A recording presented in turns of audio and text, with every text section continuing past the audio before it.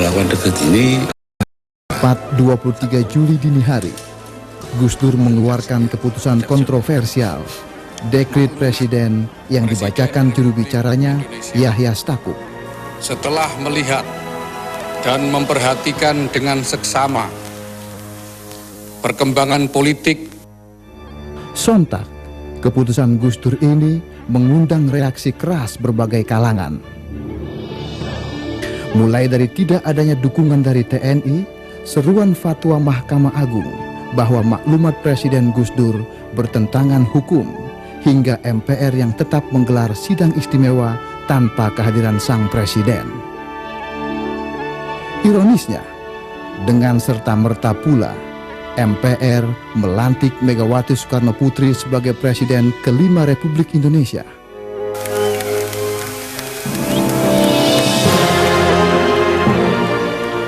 Dan Gus Dur pun lengser dari tampuk tertinggi kepemimpinan di Republik ini. Ya, itu tadi rekaman saat-saat menjelang dicopotnya seorang Abdurrahman Wahid atau Gus Dur secara paksa melalui sidang istimewa MPR pada tanggal 23 Juli tahun 2001. Masih banyak misteri yang menjadi pertanyaan masyarakat hingga saat ini. Untuk itu kita undang Abdurrahman Wahid atau Gus Dur untuk tampil di Kikendi menjelaskan berbagai pertanyaan yang masih mengganjal tadi. Termasuk apakah benar sampai saat ini Gus Dur belum menerima pencopotannya secara paksa tadi? Belum.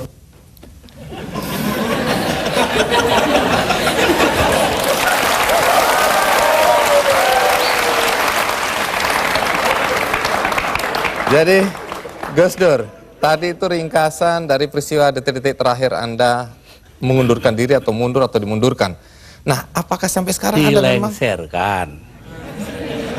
Anda dilengserkan? Apakah Anda masih tetap sampai saat ini tidak menerima dan menganggap itu tidak sah? Oh, enggak benar, enggak sah emang. Itu proyek politik dari MPR, karena itu Amin Rais tidak merasa perlu memberitahu saya. Iya, dulu Anda atau sampai sekarang bahkan Anda tetap menganggap itu sebagai pelanggaran konstitusi. Pelanggaran apa sebenarnya? Pelanggaran konstitusi karena di situ ada insubordinasi. Insubordinasi itu siapa yang mimpin? Yang mimpin Kapolri Bimantoro dan Panglima TNI namanya Widodo AS, sekarang Menko. Udah itu apa adanya saya omongin. Tapi begini Gus, setelah Anda merasa itu tidak sah, tapi toh kenyataannya Gus Dur digantikan oleh Megawati, kemudian sekarang kita punya presiden namanya SBY, semua berjalan normal saja. Lalu apa negatifnya bagi bangsa dengan pencopotan Anda tadi? Bukan soal bangsa, ini soal hukum. Saya dilengserkan secara politis. Secara hukum belum pernah dibuktikan saya bersalah. Yang bersalah bahkan pansusnya DPR yang dipimpin oleh sekarang Menteri Sosial Bakhtiar Hamzah. Yaitu menurut undang-undang pansus-pansus itu harus tutup pintu supaya nggak didengar orang dari luar. Tapi oleh Bakhtiar Hamzah dibuka 10 cm, di situ berjejer-jejer lah tipnya wartawan. Nah kan, waduh, semua yang ada dalam sidang diketahui dunia luar. Itu pula yang membuat saya, oh ya kalau gitu mereka maksudnya melengsarkan saya dengan segala cara. Hukum nggak hukum. Tapi sesudah itu apa upaya yang Anda lakukan? Nggak ada, sebab penakut bangsa ini. Kenapa Anda bilang penakut?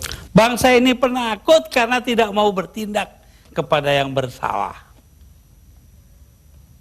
Akhirnya nggak ada yang ditindak toh.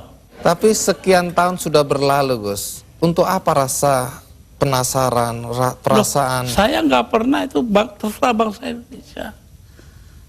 Saya itu memaafkan semua.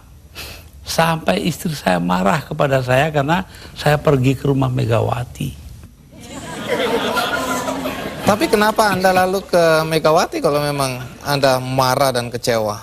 Saya nggak marah, yang mestinya marah itu bangsa ini. Mereka diem aja lah, kenapa saya jadi ribut? Saya nggak mau ribut. Baik, Gus Dur. Tapi disuruh memandang itu benar, nggak bisa dong. Orang kan ada batasnya. Antara benar dan salah. Jadi yang benar dalam hal ini istri saya.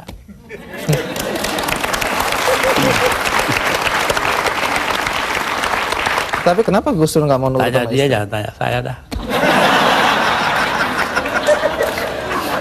300.000 orang, Mas, tanda tangan supaya saya jangan berhenti jadi presiden, tahu? Tapi saya bilang, daripada bangsa ini pecah dalam pertempuran, darah mengalir karena saya, mendingan saya lengser aja deh. Nah itu. Tapi omongan ini kan dibilang omongan ngawur, Gus. Karena faktanya ketika Anda bilang nanti jutaan orang akan datang masuk Jakarta, orang-orang dari Jawa Timur. Begitu ditunggu-tunggu nggak datang. Saya yang nahan kok.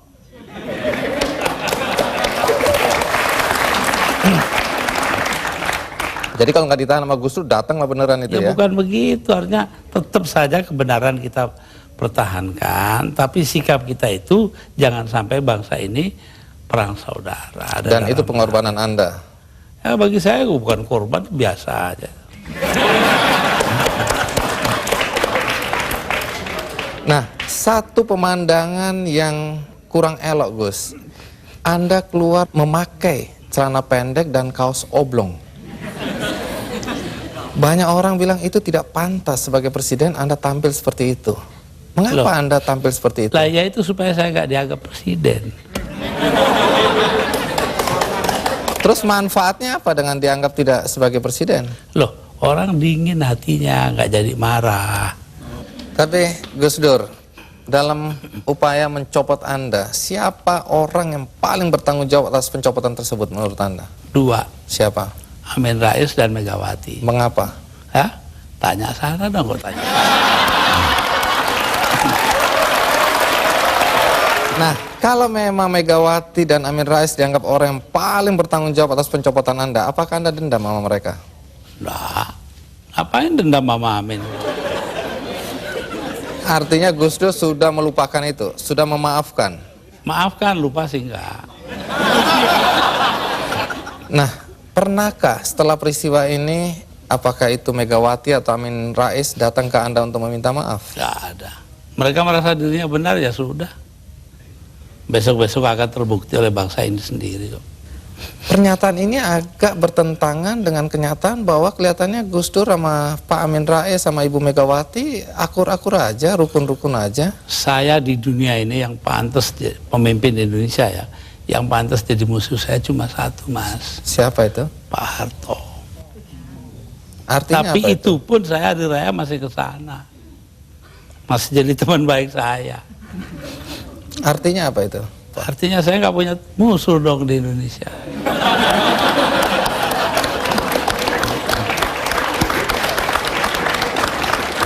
Ada satu hal, kita banyak mendengar bahwa teman-teman dekat Anda dulu menyesalkan kenapa Anda jadi presiden. Anda sebenarnya lebih layak menjadi guru bangsa, nggak usah ikut campur dalam perpolitikan yang nggak jelas itu. Saya diperintah oleh 5 orang sesepuh saya. Itu saja, kalau mereka memerintahkan apa saja masuk api. Tanpa perlu berpikir. Tanpa perlu berpikir. Kenapa begitu?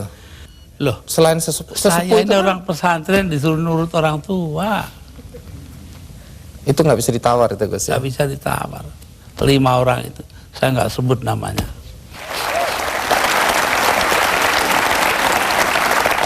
Ya, Gus Dur, dalam 20 bulan sebagai presiden, prestasi apa saja sih yang sudah dicapai? Saya itu menjadi presiden di saat Indonesia menghadapi bahaya akan terurai. Kelompok-kelompok separatis ada di mana-mana. Jadi saya berangkat keliling-keliling dunia itu 80 kali dalam 20 bulan. Jadi 4 kali 1 bulan. Itu tugas saya cuma satu. Apa? Yaitu membuat supaya integritas wilayah Indonesia ini tetap. Itu aja, nggak ada pikiran lain toh saya. Tapi ada yang menuduh. Dan ternyata berhasil toh. Kita tetap satu negara hari ini. Jadi Gus Dur merasa itu karena jasa Gus Dur? Bukan, artinya tugas saya begitu. Perkara saya berjasa itu adalah soal kedua. Tapi ada yang menuduh bahwa Gus Dur ini sebenarnya menggunakan aji mumpung. Mumpung jadi presiden, dibayari negara, keliling jalan-jalan. Alah, nanti sejarah akan membuktikan. Tapi Gus Dur, perjalanan Anda itu menelan biaya sampai 52,7 miliar. Ya, tapi eksistensi Indonesia sebagai satu negara harganya jauh lebih tinggi. Jadi nggak bisa dipersoalkan itu biaya. Nggak bisa dipersoalkan. Loh, kalau enggak kan udah dipakai oleh orang-orang brengsek itu.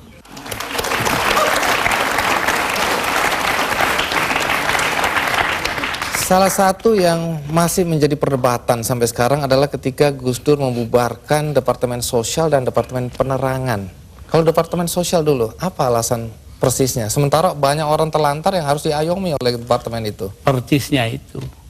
Karena departemen itu yang mestinya mengayomi rakyat, ternyata korupsinya gede-gedean. Sampai hari ini. Kalau membunuh tikus kan tidak perlu membakar lumbungnya. Oh memang. Kenapa Anda bakar lumbungnya? Bukan. Karena tikusnya sudah menguasai lumbung.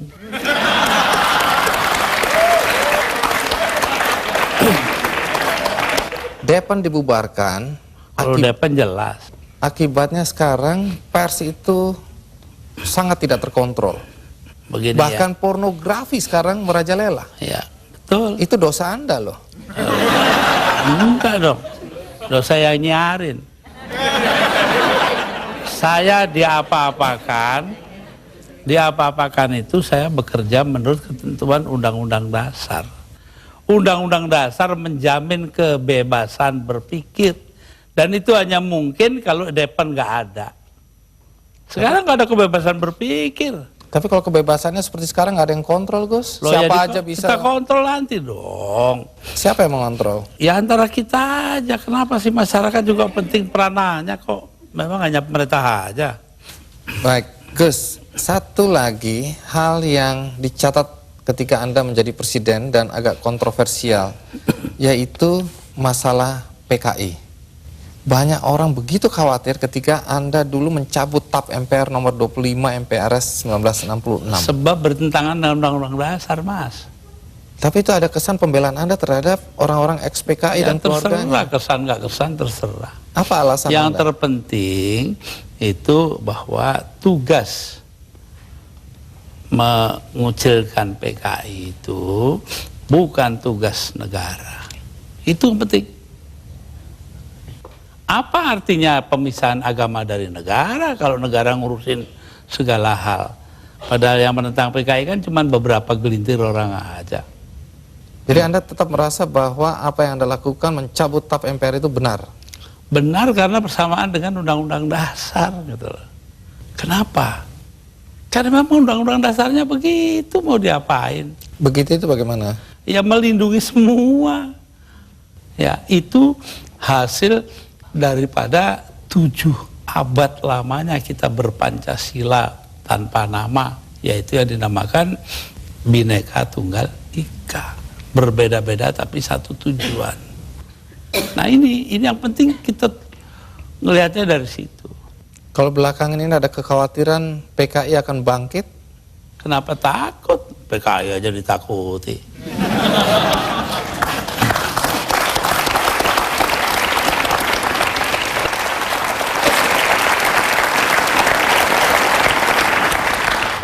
Gus Dur, di antara banyak statement Anda atau pernyataan Anda yang dianggap ngawur, dianggap nyeleneh, ada satu yang dicatat dan dianggap serius, yaitu ketika Anda berada kalau nggak salah di Italia, Anda menyatakan bahwa pernah suatu ketika Faisal Tanjung, waktu itu Panglima ABRI, diminta untuk menghabisi Anda. Jadi yang minta adalah Pak Harto. Anda dan Megawati ingin dihabisi. Dan statement itu terbuka loh, Gus Dur. Dugaan Anda kata-kata dihabisi ini, dihabisi karirnya atau dibunuh? Tanya Pak Harto. Kenapa? Karena Faisal Tanjung mengucapkan itu. Lalu Pak Wiranto sebagai Panglima Kostrad nelpon saya, Gus, Panglima saya kok bilangnya begini-begini, ya. saya anggap itu soal politik lah. Pak Harto juga bukan soal pribadi kok, itu soal politik. Politik mengharuskan itu ya itu, tapi saya tahu juga kebiasaan Raja Jawa. Pak Harto kan anggap dirinya Raja Jawa. Apa yang dilakukan tangan kanan, tangan kiri nggak boleh tahu. Karena itu saya bilang sama Pak Wiranto, begini Pak Wir, tolong Anda pergi ke Pak Harto, tanya omongannya Faisal Tanjung yang begitu itu betul nggak? Apa jawabnya Pak Harto di Cendana kepada Pak Wiranto? Bahwa, wah nggak mungkin dong saya begitu. Megawati itu dilindungi ayahnya, Gus Dur dilindungi para kiai. Lah selesai sudah. Mau soal politik, saya nggak ada dendam pribadi, nggak ada. Malah saya terus terang aja, ini ada Yeni anak saya ini ikut saya kemarin hari raya pertama hari Sabtu, saya soal Pak Harto, ya maaf-maafan hari raya sudah selesai, terus makan pulang. Ya, tapi ini kan untuk meluruskan sejarah, jangan sampai orang salah paham mengenai Ya, ini. Pak Faisal Tanjung juga secara terbuka mengklarifikasi bahwa tidak pernah ada itu. Jadi apa yang Anda ya, kalau bilang? Pak Wiranto dong, dia mengatakan Pak Wiranto bohong. Anda bilang ada operasi naga hijau, naga merah, itu kan orang memang bilang. ya begitu, saya dengarnya kok. Gus Dur ini ngarang-ngarang aja. Ya saya nyatanya nanti sejarah akan buktikan betul tidaknya itu. Tapi Gus Dur sendiri pernah datang ke Pak Harto untuk mengklarifikasi ini? Nggak perlu ngapain. Tapi dari penjelasan Pak Wiranto memang Pak Harto bilang tidak pernah ada karena tadi itu ya. Kayak kemarin ini, saya ke tempatnya Pak Harto. Sepulang saya dengan suara terbata-bata karena Pak Harto itu sudah banyak lupa. Itu ngomong kepada para ajudannya. Ngomongnya apa? Saya pengen ngomong dengan Gus Dur panjang-panjang tapi nggak bisa. Itu tuh. Coba. Kenapa nggak bisa? Ya karena dia pelupa itu, ntar banyak yang lupa.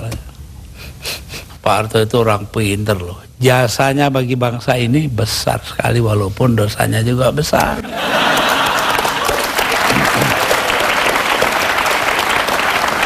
Ya, jangan dilanjutkan dulu Gus Dur, kita break dulu. Tapi sebelum kita lanjutkan, ada beberapa pendapat para tokoh mengenai Gus Dur. Ini dia cuplikannya.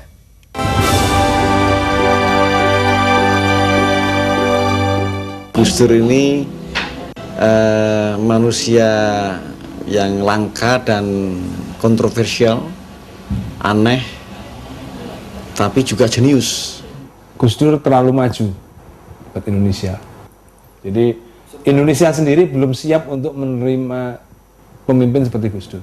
Maka dari itu terjadi kontroversi karena Indonesia sendiri masyarakatnya memang belum siap untuk memperoleh pemimpin seperti Gus Dur. Di mata saya, Gus Dur adalah pertama yaitu kawan sahabat saya. Karena sebelum jadi presiden saya sudah kenal sama beliau, sering bersama-sama dalam dialog, dalam seminar, sebagai narasumber. Yang kedua, Gus Dur adalah juga atasan saya. Saya senang sebab sebelumnya presiden kita tidak pernah memberikan pernyataan kontroversial, tapi malah bertindak kontroversial dengan korupsi, kekerasan, dan penyembelihan hak asasi manusia. Jadi saya senang ada presiden yang memperjuangkan pluralisme, demokrasi, yang untuk Indonesia dianggap kontroversial. Sebagai pribadi, dia orang yang paling memberikan kesan pada saya dalam hidup saya, karena penuh dengan warna dan penuh dengan substansi. Itu saya mendatangi Gus Dur sebagai ulama yang diakui oleh 40 juta umat di Indonesia. Saya sangat mengidolakan Gus Dur, otomatis saya juga pastinya akan menghormati dan meyakini apa yang menjadi fatwa dari seorang Gus Dur. Pada saat Bapak Presiden merencanakan mengeluarkan dekret, terjadilah perbedaan pendapat. Karena sebagai Menko Polhuskam, saya menganalisa kalau dekret sampai keluar, keadaan akan semakin memburuk. Itu kira-kira mungkin sudah 20 tahun yang lalu ya. Nanti saya kenal Gus Dur sudah lama. Tapi mengenai koalisi itu akan secara alamiah nanti.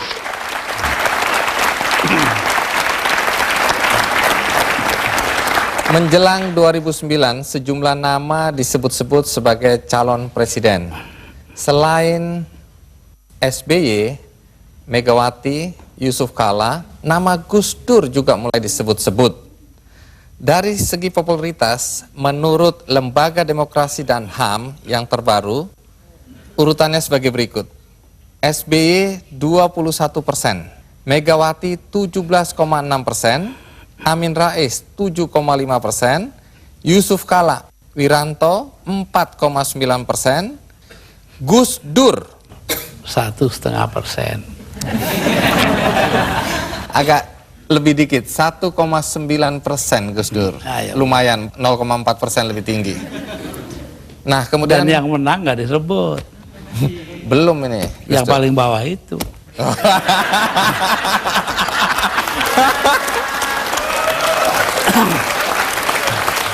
Pertanyaannya, apakah Gus Dur juga berminat mencalonkan diri sebagai presiden pada pemilu 2009 nanti? Saya ini kalau diperintahkan oleh 5 sesepuh, ya saya akan jadi calon. Tanpa tim sukses, tanpa duit. Dulu begitu. Kalau Gus Dur maju tadi tanpa uang, tanpa macam-macam, lalu modal Gus Dur apa? Kepercayaan masyarakat. Apa Gus Dur yakin masyarakat masih percaya sama Gus Dur? Loh. Ayo ikut saya yuk, nanti kalau saya ke situ Bondo 250.000 orang. Berbanding 100 atau 200 juta, sedikit sekali itu Gus. Loh, kalau cuman dia lah banyak. Saya ini tiap 2-3 hari sekali, 2 atau 3 hari sekali ini kiai kampung. Kalau mau ikut nanti hari Kamis ke Cicalengka dengan saya, tempatnya Ajengan Said. Itu 3.000 kiai kampung. Kembali ke dalam konteks Gus Dur akan mencalonkan diri, katakanlah setelah mendapat restu dari 2 kiai lainnya. Pertanyaannya, dengan kondisi penglihatan yang terkendala ini Gus Dur, dan itu menjadi hambatan ketika Gus Dur dulu mau maju oleh KPU, dianggap bahwa tidak memenuhi persyaratan kesehatan fisik. Melanggar undang-undang. Tapi kan itu masih ada sampai sekarang Gus Dur. 4 buah undang-undang karena KPU-nya dibiarkan curang. Kalau kemudian itu terjadi lagi sekarang ini tahun 2009? Ya biar aja. Rakyat masih ada ini. Tapi Gus Dur berarti nggak bisa maju dong? Apa? Nggak bisa maju karena Terus saya terkendala tuh oleh... nggak butuh maju kok. Orang tua itu kan punya solusi sendiri nanti. Ini sedikit berandai-andai Gus Dur. Kalau akhirnya Gus Dur tidak maju, siapa tokoh yang Anda anggap pantas untuk memimpin bangsa ini ke depan? Lebih dulu tanyalah, apa yang harus diperbuat bangsa kita? Bangsa kita ini paling kaya di dunia, kok jadi paling melarat sekarang? Artinya? Karena korupsi dibiarkan, tidak ditindak.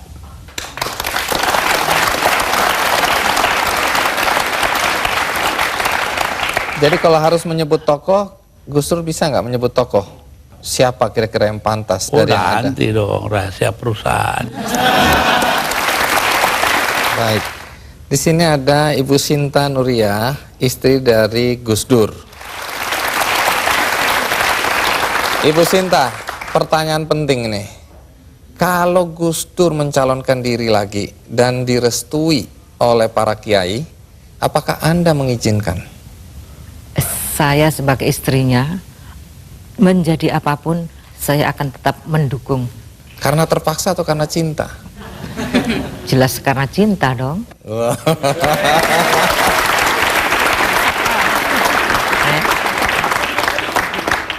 Tapi boleh tahu nggak, mana yang membuat Anda bahagia? Sebagai istri Gus Dur sekarang atau sebagai istri Gus Dur ketika menjadi presiden? Sebagai istri Gus Dur, baik sebagai presiden, sebagai orang biasa, sebagai kiai, atau sebagai apapun, saya akan tetap bahagia di sampingnya. Saya baca di biografi Gus Dur ini, dulu Anda ini cantik dan diperebutkan. Sekarang sih masih cantik juga. Emang ya? Tapi dulu Anda cantik dan diperebutkan oleh banyak pemuda.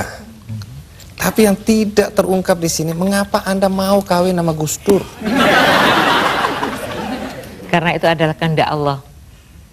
Yakin? Saya yakin. Saya dapat informasi katanya Anda dipaksa oleh paman. Paman siapa?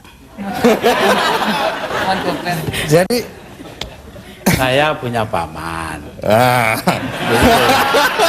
Nanti dulu. nanti dulu. Namanya Pak Aziz Bisri. Ya, dia marah. Loh kok Nurnya itu mau aja salaman dengan Abah Kiai Bisri Sansuri, kakek saya dari ibu. Kenapa? Saya kan juga pengen salaman. Nah, itu paman ngiri. Oh. Ibu Sinta, apa sifat-sifat Gus Dur yang paling menyenangkan buat Anda?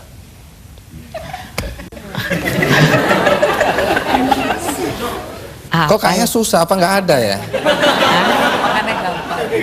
Ya, ngurusnya sih gampang. Makan juga apa adanya, apa saja dimakan. Tambah lagi ya, yang paling menyenangkan Yang saya, menyenangkan dulu. pada setiap kali saya melahirkan anak, ya, setiap malam kan biasanya anak bangun. Nah itu setiap kali anak saya bangun nangis, maka Mas Dur yang pertama kali bangun, kemudian mengganti popoknya yang kena kencing, kemudian mengangkatnya dan menyerahkan kepada saya. Saya tinggal netein, setelah anak saya tidur, kemudian diambil lagi, ditaruh di box lagi.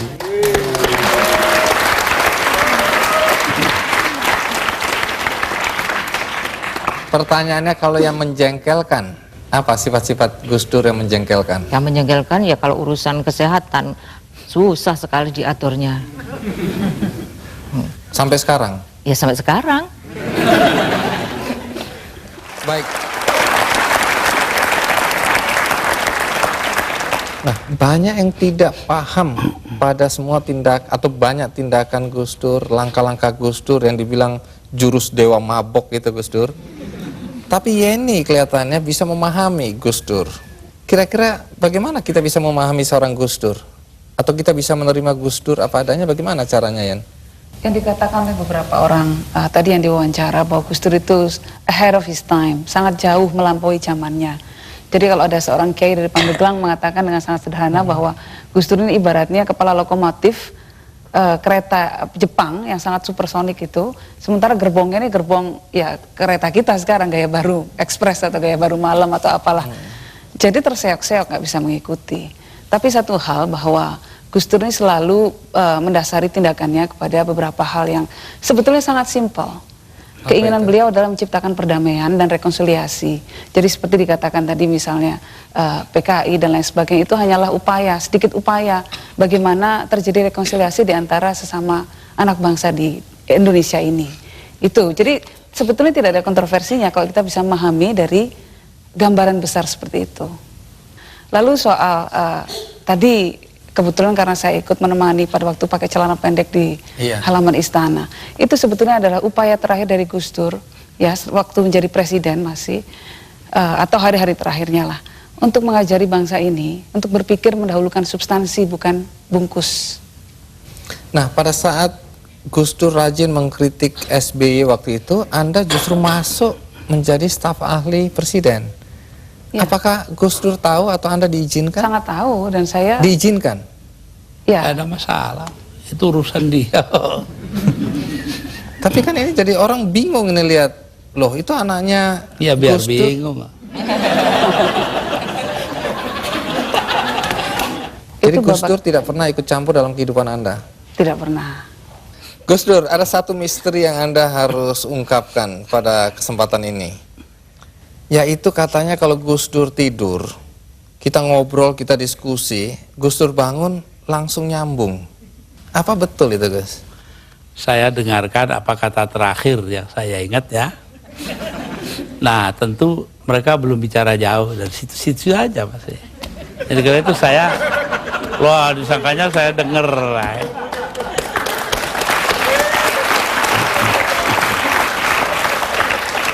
Nah, di sini ada Anita, salah satu putri dari 4 putri. Sayang Alisa yang paling tua nggak bisa hadir ya. Tapi ada 3 putri yang hadir di sini. Pertanyaannya sederhana aja, Anita. Bagaimana perasaan Anda jika membaca atau mendengar bahwa Gus Dur dihujat? Reaksi pertama seperti apa? Terutama ketika menjadi presiden. Itu berhubungan juga sebenarnya dengan satu yang saya kagumi dari Bapak dan saya belajar juga dari Bapak. Apa itu? Yaitu bahwa kita nggak perlu berpikir mengenai orang melihat kita seperti apa. Yang penting kita berusaha melakukan do the right thing. If we believe it as something's right, ya udah kita lakukan itu gitu. Jadi kalau misalnya Bapak dihujat sana sini, saya ngerasanya cuman pasti Bapak punya alasan untuk itu, untuk melakukan apa yang Bapak lakukan, punya alasan kenapa Bapak mengatakan apa yang Bapak katakan, dan itu cukup untuk buat pegangan buat saya untuk mensupport Bapak. Itu. Menarik sekali. Sekarang giliran Inaya. Inaya, enak mana jadi anaknya Gus Dur yang sekarang atau anak presiden? Yang pasti jadi anaknya Gus Dur dalam berbagai kondisi, mau jadi presiden, nggak jadi presiden, mau jadi ketua PBNU, selalu bahagia jadi anaknya Gus Dur, apapun itu.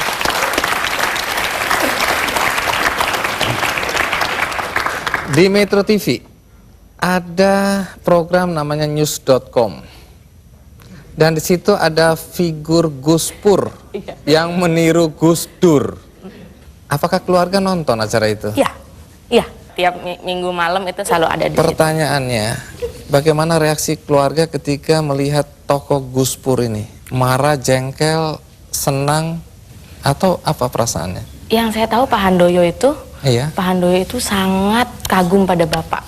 Dan saya sangat melihat bahwa apa yang dilakukan Pak Handoyo itu bukan apa ya, kok dalam bahasa Inggrisnya mocking ya, bukan mockery, tapi lebih karena itu bentuk penghormatannya beliau kepada Bapak. Jadi nggak perlu jengkel, sangat tidak perlu. Oke, baik kalau gitu kita minta. Itu saja kok repot-repot memahami Dokter Handoyo. Kalau gitu kita panggilkan Gus Pur atau Dokter Handoyo.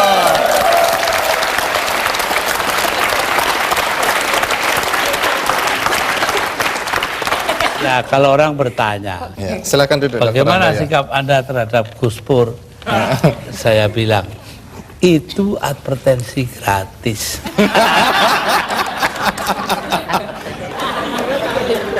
Ibu Sinta, sebenarnya siapa yang lebih ganteng di antara ini?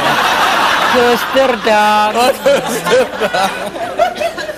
Dokter Handoyo ini pengikut advertensi Fuji Film. Lebih indah dari warna asli. Tapi tunggu dulu.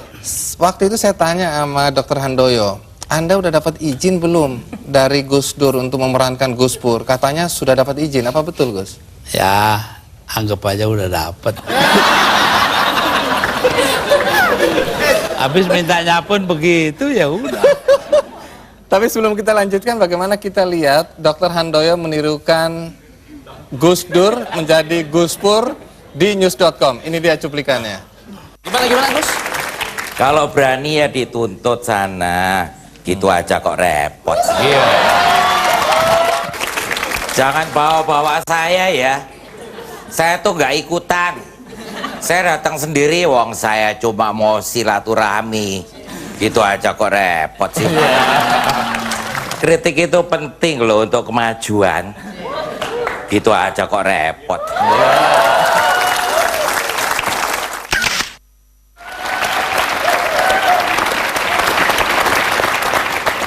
Tapi Dokter Handoyo pernah mengatakan ke saya bahwa memang beliau ini sangat mengagumi Gus Dur. Apa yang Anda kagumi dari Gus Dur?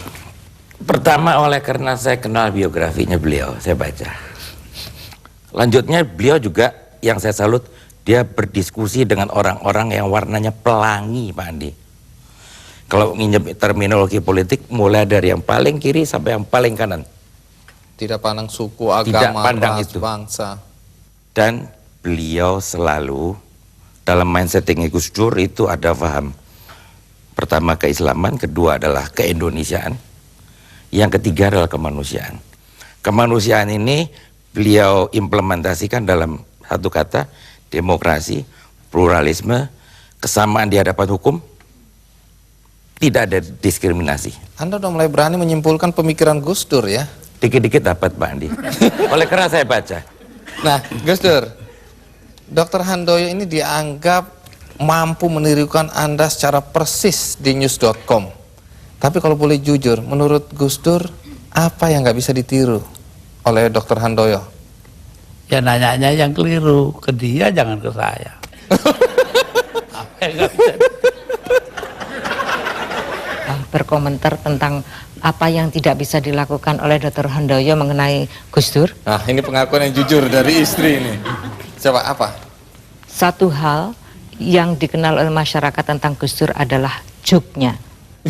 Kemanapun juga orang hanya seakan bertanya, apa juk terakhirnya Gus Dur? Nah, yang itu yang tidak muncul dari Pak Dr. Handoyo. Wah, harus belajar banyak ini kelihatannya. Baik, luar biasa Gus Dur. Sebelum kita akhiri acara ini, kita akan membagikan buku biografi Gus Dur yang ditulis oleh Greg Burton. Ya. Untuk kita yang hadir semua dapat satu-satu. Ya.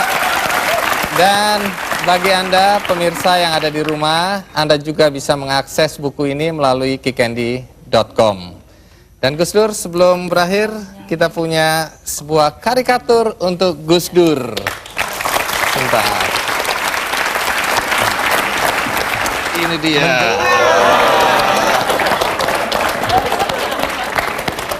Jadi di sini digambarkan Gus Dur pakai kopiah dengan pakaian silat ya, jawara, memegang kendi bertulisan Drunken Master.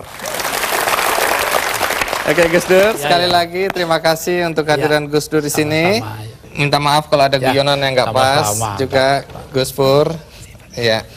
Dan pemirsa, berakhir sudah acara Kikendi. Mudah-mudahan ada arti yang bisa Anda petik dari semua pembicaraan dan wawancara ini. Sampai jumpa.